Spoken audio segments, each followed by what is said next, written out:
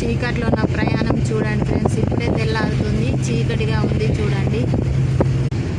మా నాన్న మంచి లేదని నిన్న నైట్ నుండి నాకు అసలు నిద్ర లేదు ఫ్రెండ్స్. అంత వామిటింగ్ వచ్చినట్టు అవుతుంది నాకు జర్నీలో. కాసేపు పండుకుంటా ఫ్రెండ్స్. బస్సులో లైట్లు ఆఫ్ చేశారు ఫ్రెండ్స్.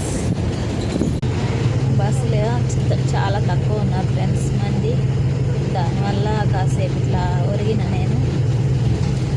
కొంచెం రిలాక్స్ అనిపిస్తుంది.